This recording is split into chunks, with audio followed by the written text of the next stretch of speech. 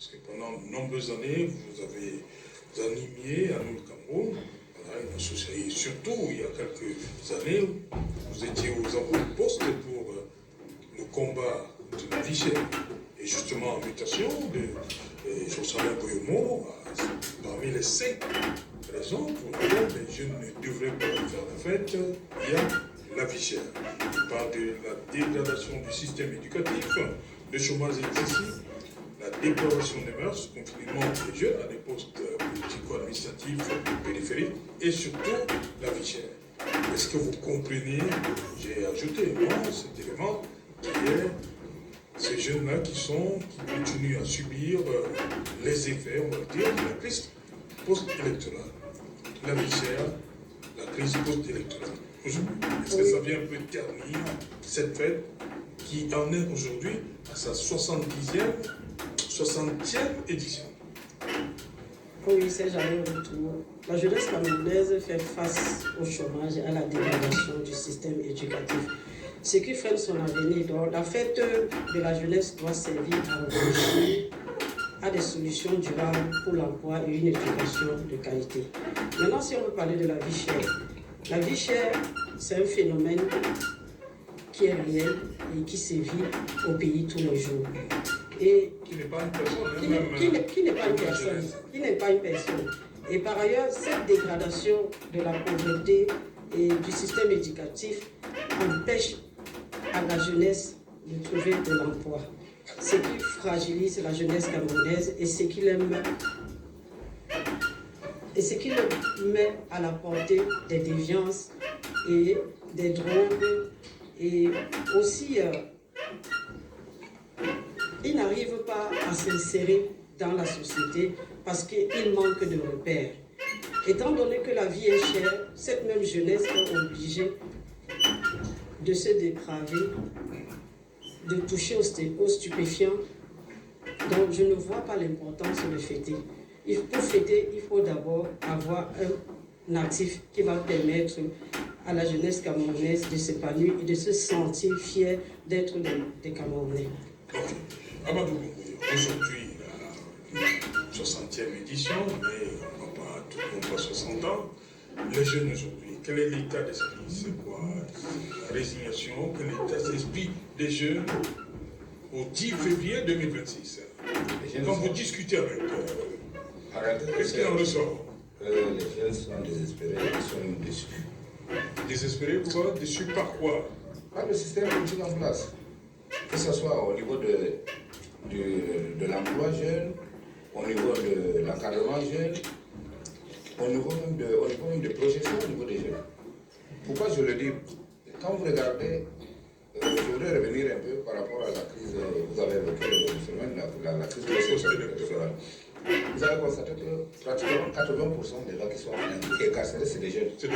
C'est des gens qui ont moins de 25 à 30 ans. Je dis presque 80%.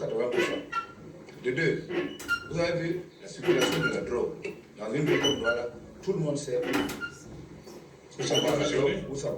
Et les consommateurs, c'est 80% des jeunes. Maintenant, prenez l'autre côté, chez les femmes. La prostitution, ça se fait, ça ne se cache même plus. Et quand vous regardez, avec tous les programmes que nous avons au ministère de la Jeunesse, ces programmes sont en train de prospérer. Il y a plus de 5 projets concernant rien que des jeunes. Ces 5 projets ne prospèrent. Les jeunes ne savent plus. Quand vous dites aux jeunes d'aller faire de l'agriculture, est-ce qu'on va aller faire de l'agriculture bras-ballants? On ne vous donne pas ni du matériel, ni de l'engrais, ni même de l'espace. Vous allez faire l'agriculture. C'est pour ça que je dis que les jeunes sont désespérés. Aujourd'hui, quand nous parlons jeunes, beaucoup de gens vont regarder les motos. Parce que c'est ça l'emploi jeune aujourd'hui. Quand ce n'est pas les motos, les gens se dirigent plus vers les kiosques, les jeux d'hasard et autres. Ça, c'est la preuve du problème que nous constatons chez les jeunes. Bon. Ceux qui sont allés à l'école, ils ont suivi des formations. C'est de regarder au niveau de l'école normale, les aînés, ainsi de suite. Sur une génération pratiquement de 15 à 20 ans, ces gens ne sont pas intégrés. Pareil, sur le plan sanitaire, ceux qui ont fait de formation.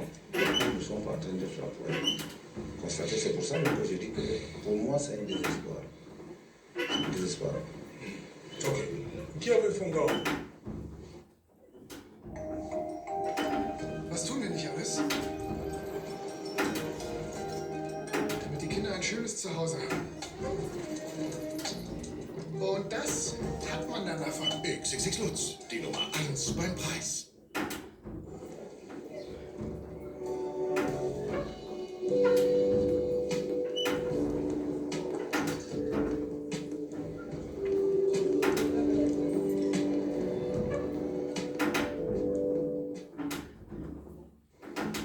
Jean-Alain Beaumont, il parle de cette jeunesse qui ne devrait pas en fait fêter.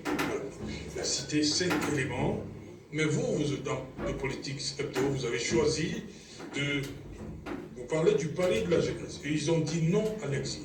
Ça veut dire qu'ils sont dans l'espoir. Oui. Contrairement à ce que dit Amadou, il y a quand même des jeunes qui ont espoir. Et ça, il faut le dire parce que j'ai, d'ailleurs, c'est un nom éditorial assumé.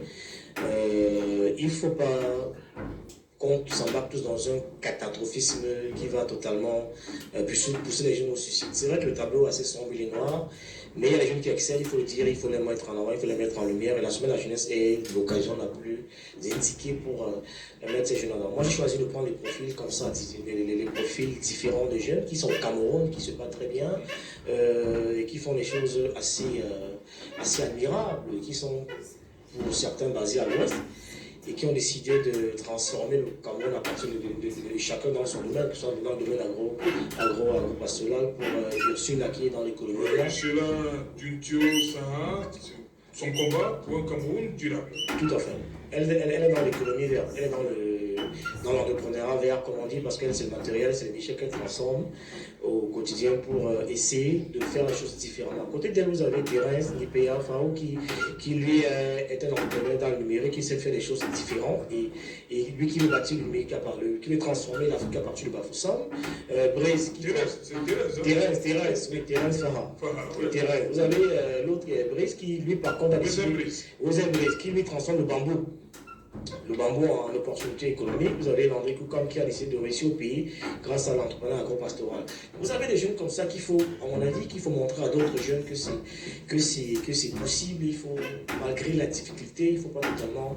Parce que si tout le monde écoute, c'est que le tableau noir qui est peint, ça risque de pousser les jeunes au suicide. Le drôle également, c'est de montrer qu'il y a des jeunes qui excellent, qui font des choses, qu'il est possible de faire des choses et s'en sortir. Vous savez, moi, j'ai la prétention d'avoir bien fait mes humanités et dans les sciences de l'info et de la communication, on nous a appris que ce n'est pas l'infrastructure qui détermine la superstructure.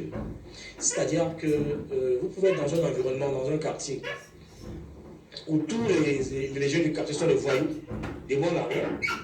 Et parce que vous êtes dans ce quartier, tout de suite on estime que vous allez être exactement comme les autres. Parce que vous venez de ce quartier-là, vous êtes un quartier de voyous, de bandits, de délinquants, et donc quand ils sortent de là, il va ressembler à ces mêmes, de ce quartier-là. Aujourd'hui, il faut être capable de dire aux jeunes que même si on sort de là, d'ailleurs c'est ce que les sociologues appellent la superstructure, c'est-à-dire qu'on peut être dans un environnement, et on le déplace, on le dépasse, on fait un dépassement de soi et on réussit à transformer son propre quotidien et être différent de ceux avec qui on vit au quotidien.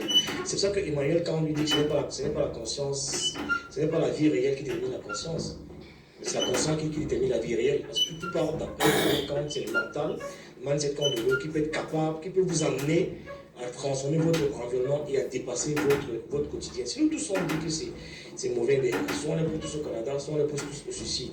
Et bien s'il y a des gens qui font bien les choses, il faut les amener à se dépasser. On est tous d'accord, hein, et Georges Alain, il a totalement raison, parce que vous avez une économie qui est à 90% dans le secteur informel. C'est difficile dans ces conditions de s'émanciper et de s'épanouir. On arrive à estimer que célébrer même la fin de la jeunesse, c'est même une insulte et une hypocrisie qu'il faut dénoncer vis-à-vis des jeunes qui sont pour la plupart entre 18 et 35 ans, sont une population qui est totalement inactive et au chômage. Le taux de chômage des diplômés de l'université avoisine les 40%. Ce n'est pas sérieux. Il y a quelques jours encore, on parlait de la dame de 33 ans qui est médecin, qui est morte en donnant la vie, parce que le médecin qui est censé s'occuper d'elle a été disponible, a confié à un autre médecin, finalement c'est les stagiaires qui ont pris son deuil, et elle en est morte. Avec un ratio d'un médecin pour 1000 habitants, 10 000 habitants, qui est largement en deçà du ratio. Et la plupart des médecins, c'est les jeunes qui ont à peine 5 ans pour la plupart. Et quand on forme Ceux qui sont encore là. Oui, ceux qui sont encore là, c'est-à-dire que... Ils sont là et qui sont intégrés. Oui, et tous les jours, on forme les jeunes dans les facultés de médecine. Si on est aujourd'hui à avoir un médecin pour 10 000 habitants, alors qu'on forme les gens, on les forme donc pourquoi? Pourquoi on les forme? Puisqu'après, ils ne travaillent nulle part. Donc ça n'a pas de sens. Donc célébrer ces jeunes-là, c'est une insulte, c'est une hypocrisie. Parce qu'on les forme tous les jours, on ruine, parce que l'État n'a plus d'argent. Les s'endettent pour rembourser la dette. S'il y avait l'argent, il les recruter. Parce que l'État les aurait recrutés et il aurait cassé ces jeunes dans la plupart de nos hôpitaux publics. Mais malheureusement, dans tous les facteurs aujourd'hui, il y a au moins facteurs de médecine. À la fin, au bout, là, ils vont. Puisqu'on a un médecin pour 10 000 habitants. Ça veut dire que ces jeunes, on les forme pour aller chacun ouvrir son cabinet au quartier. Pour ceux qui ont un peu de moyens, pour ceux qui ont un peu de moyens, ils vont au Canada. Donc si l'État décide de former les jeunes, eh bien il faut que ces jeunes, on les responsabilise. Sinon, célébrer ces jeunes, je suis d'accord que c'est une insulte, c'est une hypocrisie. On ne peut pas être dans un pays où on veut célébrer les jeunes, où à 18 ans, on peut mourir pour son pays, parce qu'on peut travailler pour l'armée de son pays à 18 ans. On peut aller en prison à 18 ans, mais à 18 ans, on ne peut pas voter. Ça n'a pas de sens. C'est une hypocrisie. Vis-à-vis des jeunes qu'il faut dénoncer à l'ADN. On ne peut pas prétendre célébrer les jeunes et les instrumentaliser uniquement à des fins politiques. On les réduit à venir en général à porter les chaises et mettre des bâches, alors qu'ils peuvent aller en prison, ils peuvent défendre le pays, mais ils ne peuvent pas voter. C'est hypocrite, ça ne fait pas ça. Puis, est-ce qu'on devrait normalement parler de célébration de la jeunesse, alors qu'une partie de celles-ci se sont, on va dire, exclues et même marginalisées? On ne peut ne pas célébrer la fête de la jeunesse parce que c'est un fait historique. On doit quand même le faire, mais il faut qu'on mette en exergue les menaces très graves, telles que les menaces de sécurité, les menaces de pauvreté, les menaces de chômage, les menaces des autres, comme ce que disait Gervais Fonga, et les menaces Guy Hervé Fonga, et les menaces de découragement. Parce que la majorité des jeunes aujourd'hui sont découragés. Quand on parle des faits politiques, nous prenons par exemple l'exemple de la crise post-électorale. Nous avons vu que ce sont les jeunes qui ont été arrêtés. Ce sont les jeunes qui ont subi la répression. Et jadis, j'étais à la prison centrale de Gondéguier jeudi dernier. Vraiment, j'ai vu des jeunes qui sont zombifiés et qui sont, c'est-à-dire abandonnés à eux-mêmes. Ça m'a vraiment fait peur. Parce qu'on ne peut pas comprendre qu'à 18 ans, on ne peut pas voter, mais on peut se retrouver en prison. Pourtant, ce sont des jeunes qu'on pourrait recadrer quelque part. Nous-mêmes, nous sommes conscients qu'au Cameroun, le taux du chômage est de 90%. Et tout ça, c'est parce que nous n'avons pas de bonnes politiques publiques qui permettent aux enfants de se développer et de s'insérer dans la société. Les enfants au Cameroun aujourd'hui n'ont pas de repères. Il n'y a pas de repère parce qu'il y a une élite comprador qui s'est appropriée et qui s'est apprivoisée de tout ce que nous avons ici au Cameroun. Regardez par exemple les femmes. On ne voit pas les femmes. Nous sommes réduits aux mamans, nous sommes réduits aux ménagères.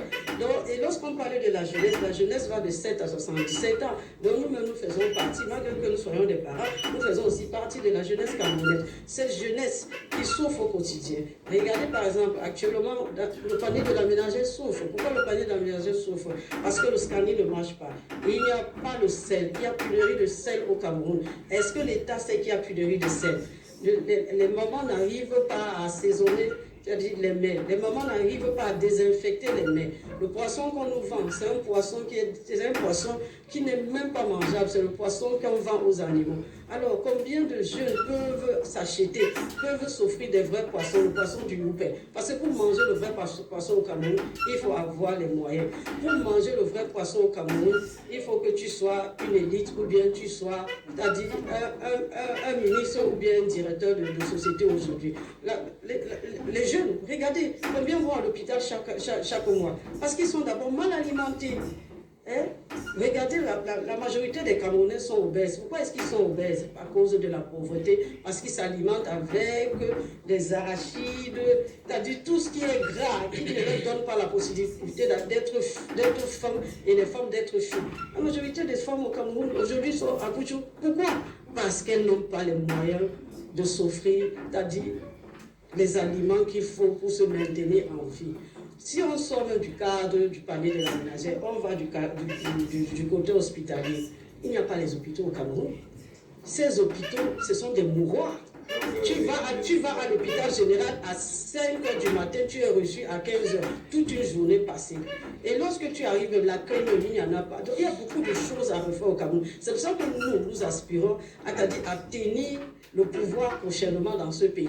En tant que femme, et j'invite toutes les femmes à suivre ce que je suis en train de faire aujourd'hui. Oui, les femmes doivent prendre la manette. Les femmes doivent... Oui, on va prendre le pouvoir. On va prendre le pouvoir local. Le pouvoir législatif, le pouvoir municipal, nous allons le prendre. Parce que lorsque la mère veut, les autres suivent. Et moi, j'interpelle toute la jeunesse camerounaise à ne pas se décourager, ainsi que les femmes, que c'est notre moment. C'est notre moment. Nous devons agir pour nous et nous devons agir pour tous. Parce que nous avons des enfants qui sont au chômage. Si nous continuons à rester silencieuses dans